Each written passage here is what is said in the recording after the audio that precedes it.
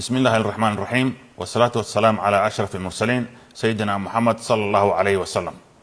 golaha wasiirada jamhuuriyadda federaalka ee Soomaaliya iyagoo cuskanaya awoodahooda dastuuriga ilaalinayana madaxbannaanida dalka waxay qaateen go'aan isla maanta dhaqan galaya oo taariikhdu ay ku beegan tahay 12 bisha January sanadka 2026 kaas oo ay ku difaacayaan midnimada wadajirka dhuleed iyo nidaamka dastuuriga dalka.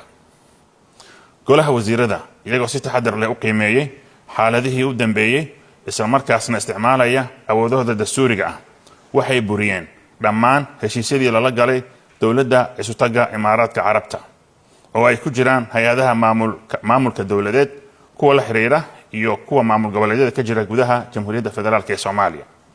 go'aankan wuxuu quseeyaa dhammaan heshiisyada iyo wada shaqaynta ay ku joogeen dekedaha Berbera, Boosaaso iyo Kismaayo.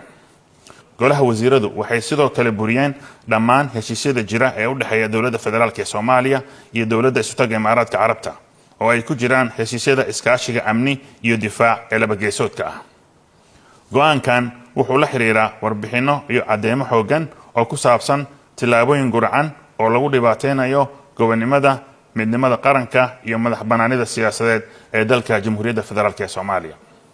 dhammaan falalkan waxay ka soo horjeedaan mabaadi'da gobonimada, faragelin la'aanta iyo ixtiraamka nidaamka dastuuriga ah ee dalka sida ku cad ahdiga qaramada midoobay, ahdiga midowga Afrika, ahdiga ururka iskaashiga dalalka Islaamka iyo ahdiga ururka jaamacadda Carabta oo dhammaantooda Soomaaliya ay xubin ka tahay.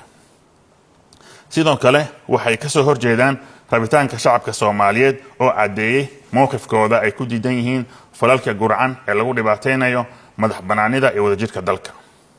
sidaa daraaddeed wasaaradda arrimaha dibadda ee Soomaaliya waxaa la farayaa in ay si rasmi u gaarsiiso dowladda isutaga Imaaraadka Carabta go'aanadan kalena shaqayso hirgelintooda iyadoo oo sida oo kale gaarsiinaysa saaxiibada caalamiga ah iyo kuwa gobolka sida midowga Afrika iyo qaramada midoobay isla markaasna cadeynaysa xuquuqda madaxbannaani ee dalka iyo awoodihiisa dastuuriga ah.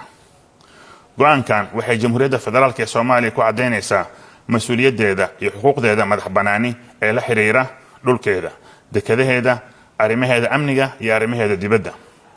dowladda federaalka ee Soomaaliya waxay ogoshahay iskaashi caalami ah oo ku dhisan is-ixtiraam, aqoonsiga gobonimada iyo madaxbannaanida Soomaaliya oo mid ah iyo hoggaansanaanta mabaadi'da dastuuriga ah iyo kuwa caalamiga ah. go'aankan waxaa loo qaatay si waafaqsan danta guud ee Jamhuuriyadda Federaalka ee Soomaaliya. mahadsanidin.